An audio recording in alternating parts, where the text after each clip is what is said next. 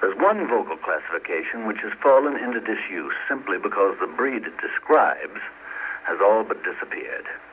The tenore di grazia. Literally, the tenor of grace. And what is grace?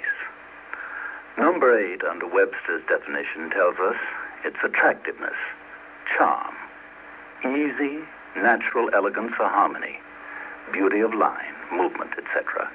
In short, the tenore di grazia who's with us today, Tito Schipa. Welcome back to the Metropolitan. Thank you. I am so glad to be back in America, and especially here at Metropolitan. Earlier this season, Tito Schipa created a near riot at Town Hall with what he said was his farewell New York appearance at the age of 73. Next day, the New York Times reported, it was an experience to see a vocal veteran with half-century before the public call on his immense knowledge, his sense of style and his know-how, and manage to survive, not only to survive, but to conquer. The New York Post said, the sold-out house overflowing to the stage may have come to toast the memory of his past triumphs, but it remained to hail by ear-splitting applause and bravos the unforgettable sweetness of his quality, his smooth bel canto style, and his special ability to bend a phrase spontaneously enough to make it seem induced by the breeze. And the New York World Telegram and Sun summed up matters by this. Bel canto was the secret of last night's miracle.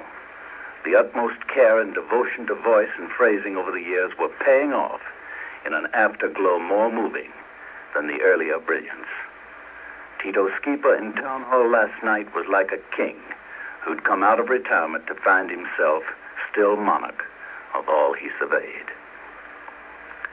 Before that recital, Mr. Schipa said in an interview, I never forced my voice. I never sang what I could not sing. That is my only secret. And this was a lesson Tito Schipa apparently didn't have to learn. His incredible technique seemed to have been built in, and it was a source of consternation to everybody that he never vocalized. Without warming up, he could spin out those lovely sounds you're about to hear. When asked by a colleague why he never did scales before a performance, he candidly replied, I have only so many high notes, and I like to be paid for them. Tito Schipa's career was as effortless as his singing. He was born in Lecce, down in the heel of the Italian boot, in the province of Puglia.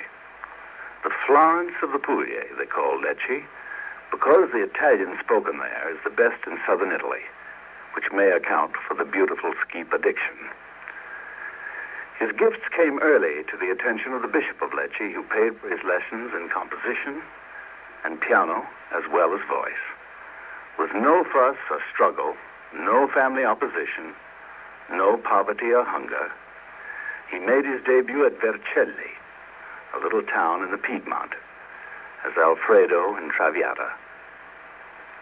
A slender youth of 21, when he found himself enveloped in an overwhelming stage embrace by the buxom Violetta, a voice from the topmost gallery cried in mock terror, "Be careful. Don't squeeze that little boy too hard. We want to hear him sing." And hear him they did.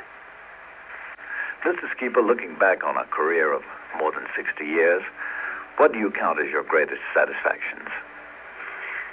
I remember a Falstaff in Milan, about 1918. Toscanini was conducting.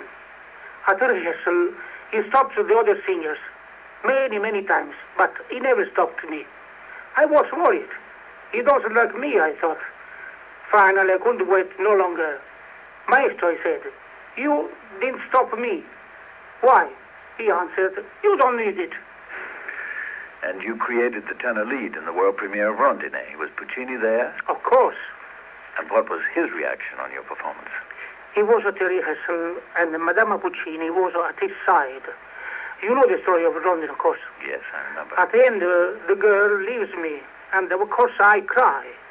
After the rehearsal, Mrs. Puccini told me, My husband cried when you cried. He won't tell you, she said, but he did cry. Tears in the eyes of the emperor. Yes, and I remember Tosca with Maestro Mugnone. He conducted the world premiere of Tosca, didn't he? Yes, and he was very tough. At that time, the practice of making the bis, which means repeat the aria, was permitted in the larger theatres of Italy. When I sang the aria in the last act of Tosca, El Luciano le Stelle, Maestro Mugnone stopped the orchestra and called to me, Schiperiello, bis, for me. At this point, the appropriate music would be the aria from Tosca. But our time's running out, and for the last number, I think our listeners would like something more typically Schipa. In that interview before your New York recital, you referred to Werther as your favorite role. Yes, it's the last role I sang in opera, and the one I like best. Good. Let's hear the aria from the third act of Werther, Pourquoi me réveiller? But you do it in Italian. Yes, I do in Italian. Caro mi ride star, o soffio dell'april, oh no mi ride star.